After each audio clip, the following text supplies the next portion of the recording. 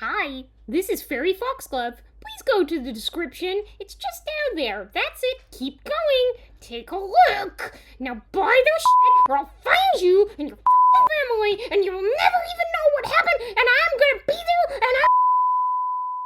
and We apologise to our sponsors and dedicated listeners. Sorry.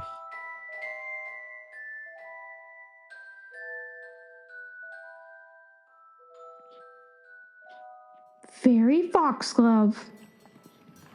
Do you know what the funny thing is? Do you? No. No, you fucking don't. Humans don't because you're dumbass monkeys with the imagination of a head-injured kobold. And they are not so smart to start with. Probably increases a kobold's abilities to get hit in the face by something hard.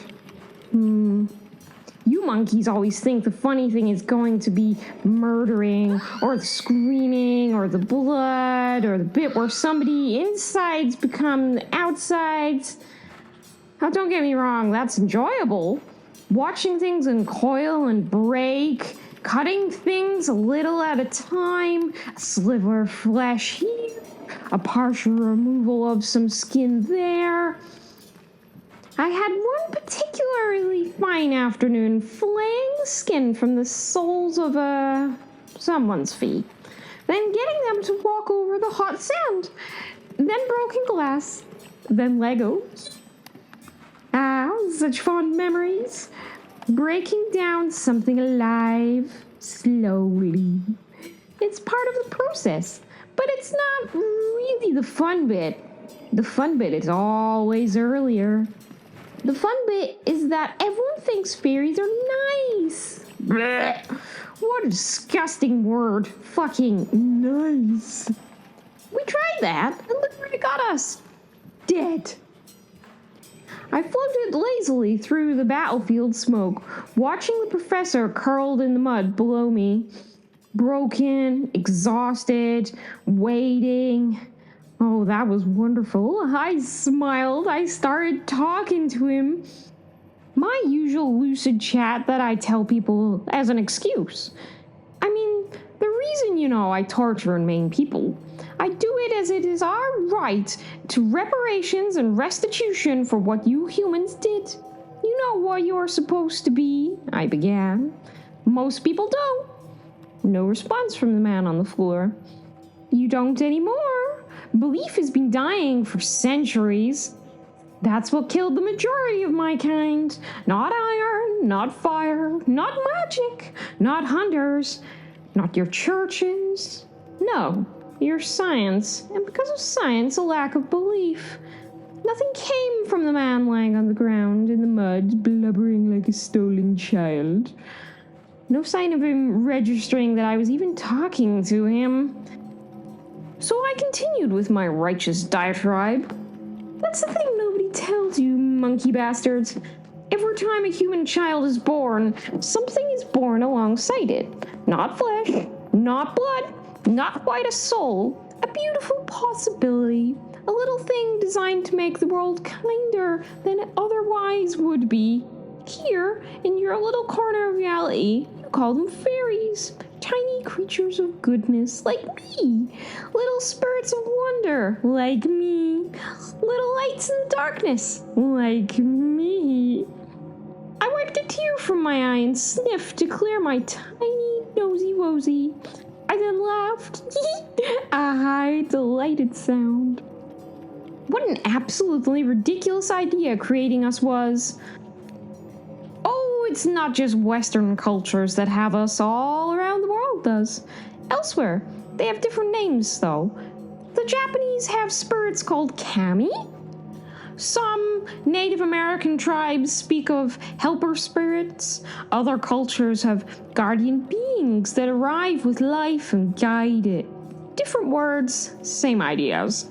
Something born alongside humanity to encourage wonder, to encourage kindness, to encourage beauty.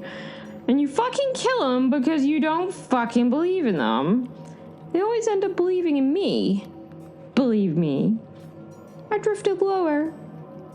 That's what I was before I realized the truth. A little ray of light to kiss the nose of a baby and keep it safe as it slept. All nice and shit. And then that baby was taught we didn't exist. And there was no proof. Poof. You're not dead. It's worse than that. You never even existed. My wings hummed.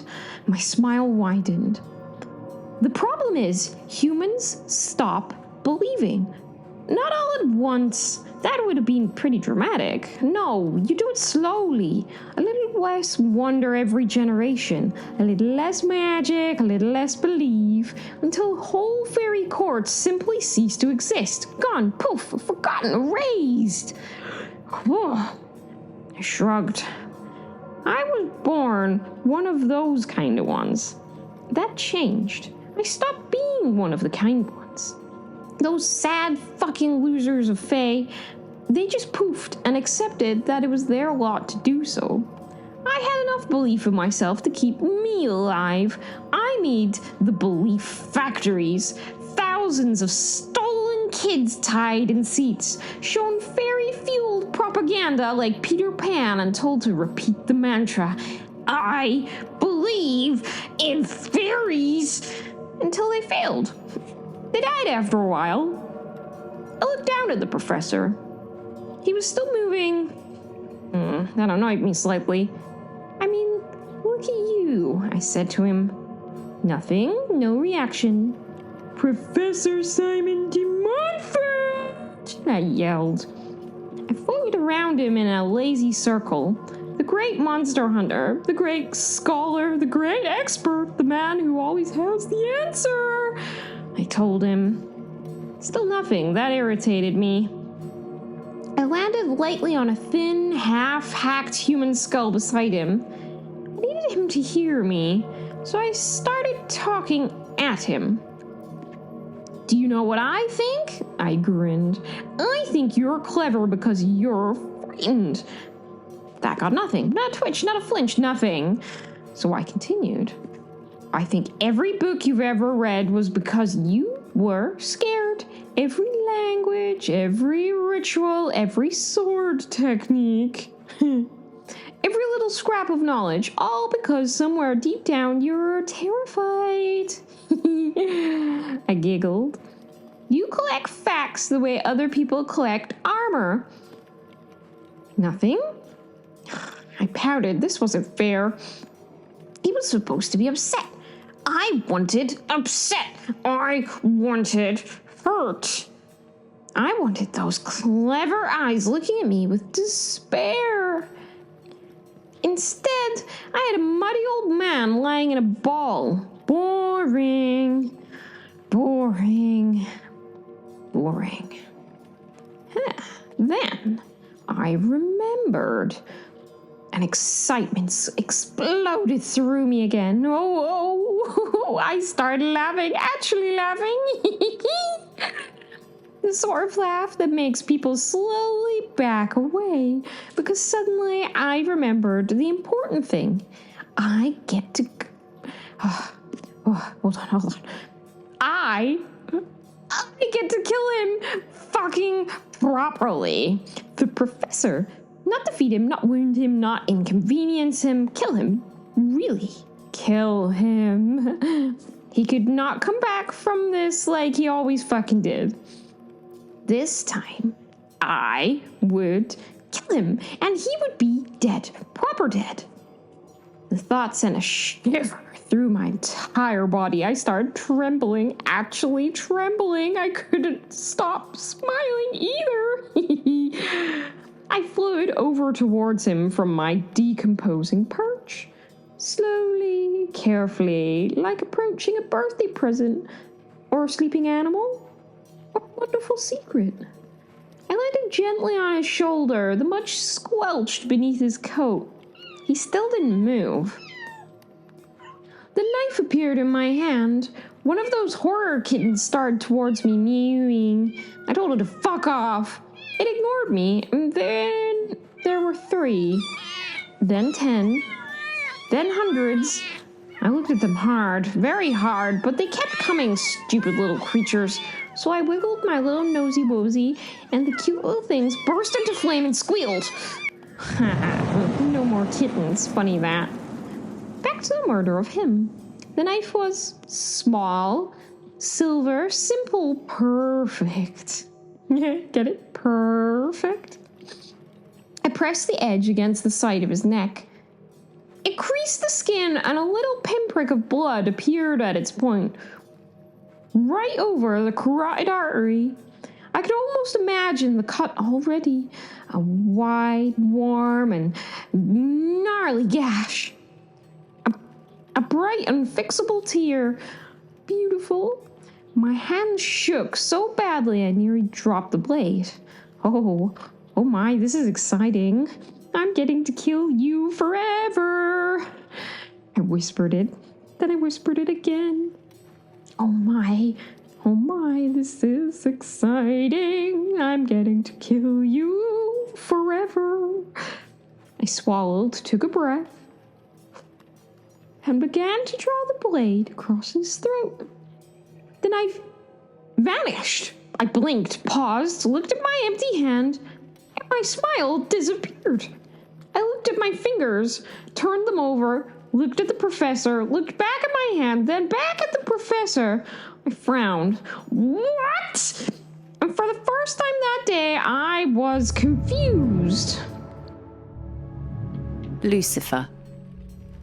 The knife vanished, not shattered, not deflected, not transformed into a butterfly or some other irritatingly whimsical fairy solution. It simply ceased to be where it had been. One moment, Foxglove held it. The next moment, she held absolutely nothing. The fairy blinked, then looked at her empty fingers, then looked at the empty fingers again, then rotated her wrist, then her whole arm. Then she peered under her own hand. I watched this process for perhaps 10 seconds. It was one of the funniest things I'd ever seen. Around me stood the rescue party, the Wing Commander, Lady Luck, and Will and Fen in full wolf form. 600 kilograms of apex predator currently smoking slightly from the teleportation process. Foxglove remained completely unaware of us. She was still examining her hand. Eventually, she frowned, then checked her other hand, then looked beneath her feet, then up at the sky, then finally she noticed the audience. Silence.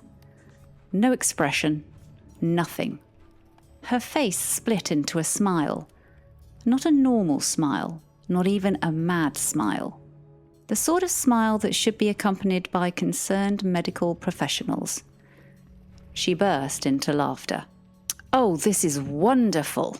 Before I could answer, the wolf charged. Of course he did. She did not seem to care. She just giggled. The Wing Commander reached for his pistol. Of course he did. She waved at him, and I was still deciding whether I was actually going to kill the fairy. I dislike killing.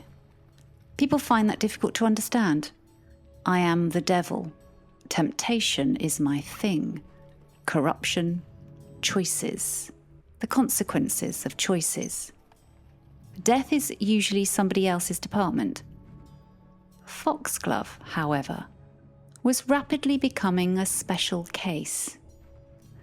The fairy moved her hands. Words split from her lips. I couldn't hear them. None of us could. A vast shimmering sphere appeared around her and the professor. A soap bubble the size of a cathedral. Beautiful, translucent. Wrong. The wolf hit it first. The impact produced a flash bright enough to blind a mortal. Electricity exploded across the membrane. The blast launched 600 kilograms of furious wolf backwards through the air. He landed 10 yards away, on fire. The scream that followed rattled my teeth as the wolf rolled desperately through the mud as flames danced across black fur. The Wing Commander fired. One shot, perfect shot. The bullet struck the bubble, ricocheted, and hit Lady Luck squarely in the chest. She folded immediately. The Wing Commander went pale, Foxglove watched all this with complete delight, clapping tiny hands like a toddler with cake. Still saying nothing, just smiling, I laughed. "You're in my domain, little fairy." I clicked my fingers. Foxglove immediately clutched her throat. She lifted from the ground. Invisible forces hurled her through the air. She shot back and forth through the air as if shaken by a giant. It was beautiful. Her eyes bulged, her face reddened. For several glorious seconds, I thought it had worked. Then her choking noises slowly gave way to giggling. The giggling became laughter. The laughter became wheezing hysterics. Finally, she blew a raspberry at me. Actually blew a raspberry. I thought you'd try that. She floated lazily inside the bubble. In here isn't hell, Lucifer. In the bubble, it's the domain of the fucking Fae. You only get in and have power here If I permit it. Her face went to amateur dramatic levels of showing a thinking thing. You can fuck off. She tapped the inside of the sphere. You can watch, though. Her grin widened. You can watch me kill him. She pointed at the sorry sight of Simon on the ground. Another knife appeared from somewhere inside her ridiculous clothing. I chose not to question where. She held it up, wiggled it at me, mocking. She kept eye contact as she floated to the head of the professor and then quickly dragged the blade across the professor's throat. Deep, very deep. Blood erupted, bright red against the mud. Foxglove laughed. She pointed directly at me. You failed. I beat the devil. She was practically vibrating with joy. Behind me, the wing commander helped Luck back onto her feet. She took a small metal box on a chain from under her clothes. Luck's lucky dice rattled inside. The bullet had struck it dead center. Not even a bruise. The wing commander laughed. Oh, Luck was in luck, what? Luck was in luck? What? Foxglove scowled, then nodded. That is admittedly impressive, she said. Then she remembered the professor. Her excitement returned immediately. She turned back to me, still laughing, still pointing, still waiting for despair. Instead, I smiled. That bothered her. A lot. The laughter slowed. The smile faltered.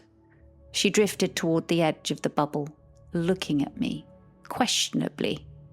Why are you smiling? He's dead. I killed him, and you could do nothing. Don't fucking smile at me. She was now a tiny thing full of rage. I laughed as I pointed at something behind her. The fairy frowned, turned, and froze. Professor Simon de Montfort stood there, perfectly healthy, perfectly alive, sword already moving. Foxglove blinked. The blade was halfway through its swing. How? She asked. Oh, I said pleasantly. I can only kill him permanently in hell. I smiled wider. I brought him to fairyland myself. Understanding dawned. Foxglove managed one final word. Oh. The sword passed through her, cleanly, neatly, from shoulder to hip. The two halves of the fairy separated, hung briefly in the air, then fell into the mud. One piece left, one piece right.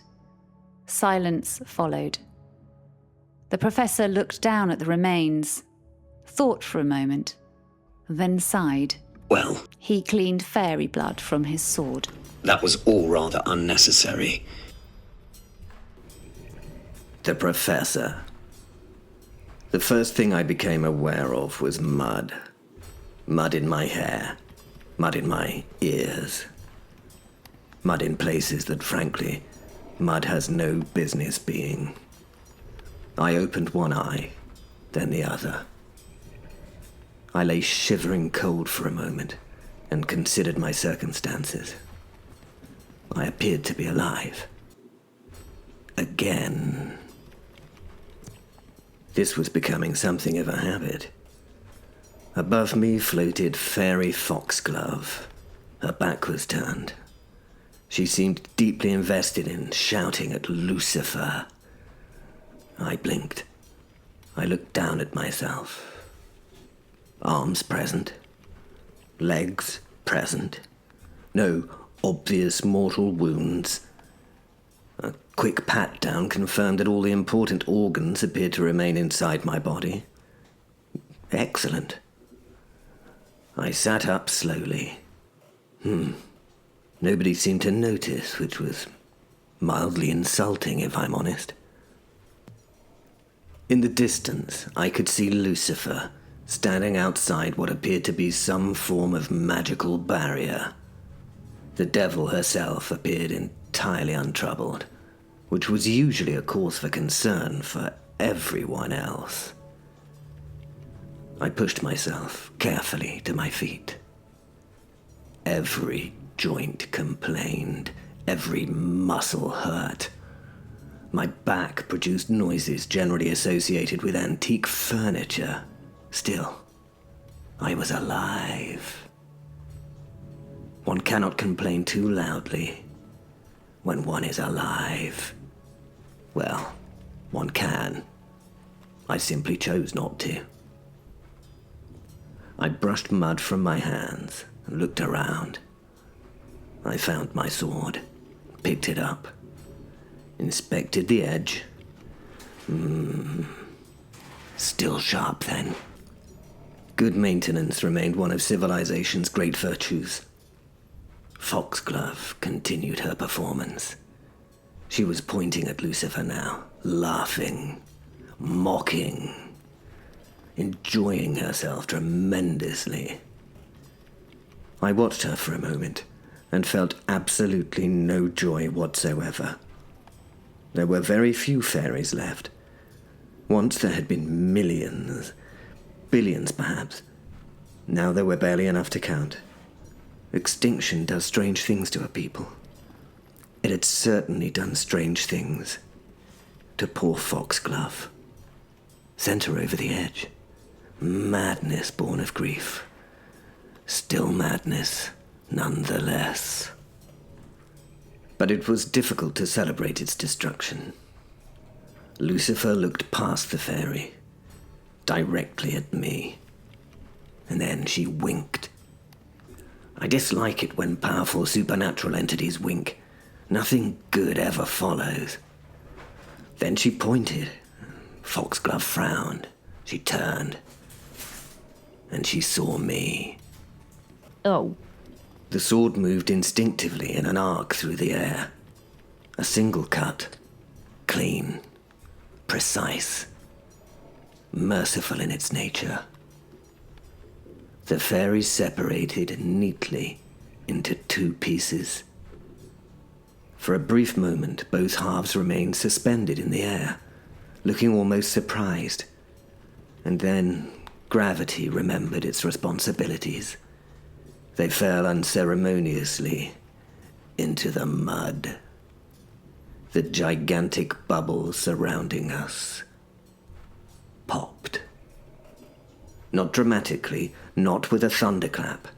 Simply, it went pop. And it was gone.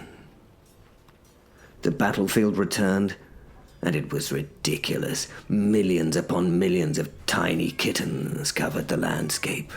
Tiny, muddy kittens. Tiny, murderous, monstrous kittens. Murderous kittens, standing amongst weapons and bodies and piles of skeletal remains that had once been an army. I stared. What else could I do but stare? Slowly. Very, very slowly. I turned towards Lucifer. No. She nodded. Yes. The kittens began disappearing. One by one at first, and then thousands at a time. Entire swathes of them simply blinking out of existence, until eventually, only one remained. A tiny black kitten sat alone in the mud. Lucifer picked it up. a towel appeared, because apparently reality had stopped arguing with her centuries ago. She rubbed the creature dry. Oh, who's the cutest little murderer then? The kitten purred. Yes, you are. She said to it as she scratched it between the ears. The little thing burped. Then a purr. Such a tiny psychopath. The kitten looked very pleased with itself. Then Lucifer threw it over her shoulder. I followed its trajectory. A man stood in the distance. The kitten landed neatly in his arms. Will. Entirely naked. Entirely unconcerned. Fen stood beside him, laughing so hard the wolf soul was struggling to remain upright. Will wandered over. Not 1 ounce of shame visible. I would just like to say, He announced. that being set on fire was deeply humiliating. Fen laughed all the harder. Will you shut up? Will pointed at the wolf soul. Fen collapsed into hysterics. Luck was standing again now, the wing commander supporting her. The pair looked exhausted, mud-stained, battered, utterly victorious. I decided not to ask questions. I'd learned that lesson years ago. Instead, I marched directly towards Lucifer. She looked irritatingly pleased with herself. What now? I asked. Lucifer smiled, and she clicked her fingers. 2 Amazombies appeared immediately. One carried a clipboard. The other carried a small collection tray. Neither seemed remotely surprised by the battlefield. The nearest zombie wandered over to Lucifer. The lead zombie doffed his cap. "Madam," it said. Lucifer opened a hand that held 3 ridiculous rings. All the same ring, but in different frames of what we might call laughingly reality. She placed them in the tray. The second zombie ticked a box on the clipboard. "Collection completed. Cheers, Mrs. Oh, don't forget to leave us a 5-star rating, will you?" And with that, they vanished, leaving the rest of us standing in the mud, covered in gore, surrounded by destruction, watching the spot where they had been. Silence lingered for a moment. Then Will raised a hand, still naked, still utterly naked. Right then. He pointed toward the horizon. Can we do something else now? We haven't murdered anything for nearly 7 minutes. Where the fuck are we off to now?